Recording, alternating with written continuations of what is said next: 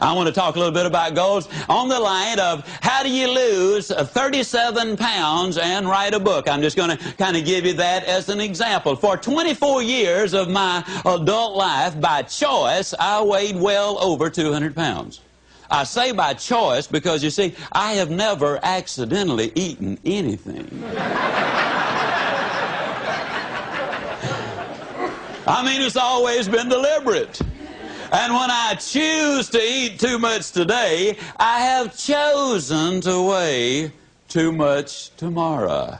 You can choose to set goals and realize your potential, or you can choose not to set them. Now, if you choose not to set them, you got to understand that the consequences are not going to be good down the road. For 24 years, I was going to lose that weight. As a matter of fact, in 24 years, I lost several thousand pounds of weight. How many of you already know exactly what I'm talking about?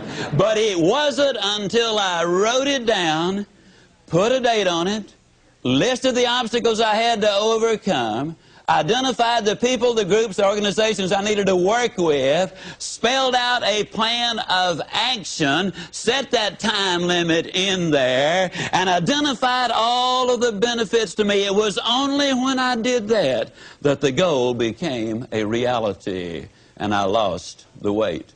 For 10 or 15 years, I was going to write a book. You know anybody who's going to do just a whole lot of things, folks? I was going to write a book. But it wasn't until I got busy writing the book and writing the plans first before the book ever materialized.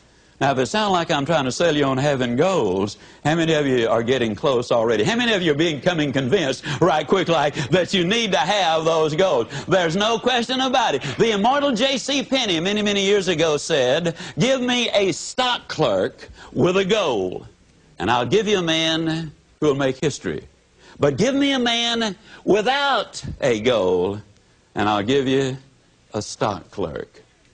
Now, the interesting thing is goals do not care who has them. Let me give you a classic example of the way they work. In 1950, a war-torn, devastated Japan, a nation which had lost an incredibly high percentage of its young men. Their cities were in ruins. They had been bombed out. But in 1950, they got together. They, meaning industry and government, got together and set a goal. The goal was we're going to be the #1 nation in the world during the 1950s in the production of textiles. In 1959, ladies and gentlemen, they accomplished that objective. In 1960, they set another goal. We're going to be the #1 nation in the world in the production of steel. Now, when you understand there's no iron ore in Japan of any significance, there's no coal of any significance there, we're going to be the #1 nation in the world in the production of steel, it seemed like an absurd goal, and yet they reached their objectives. They had taken all of the steps. In 1970, the Japanese set another goal. They said during the 70s, we'll be the #1 nation in the world in the production of automobiles. They missed it, folks.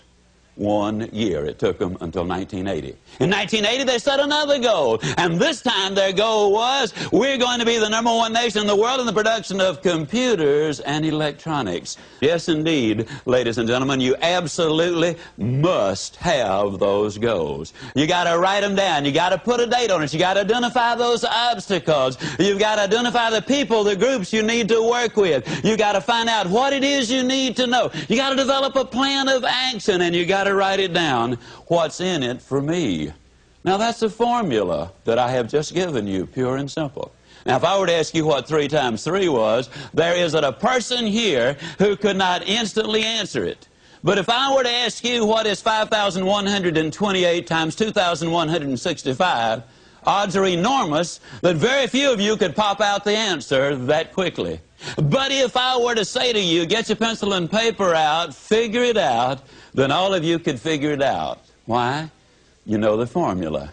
Now, you see, if you know the formula, it really doesn't make any difference, ladies and gentlemen, what the goal really is. When I started to write the book, I took precisely the same steps that I'm talking about. I wrote down the objective. I wrote down the time I completed or expected to complete the book. I identified the obstacles there. And yes, I know this is repetitious. It's the mother of learning. I wrote out and identified the people, the groups, the organizations I needed to work with. I devised a plan of action to do it. I spelled out what I needed to know, and I wrote it all down, what's in it for me.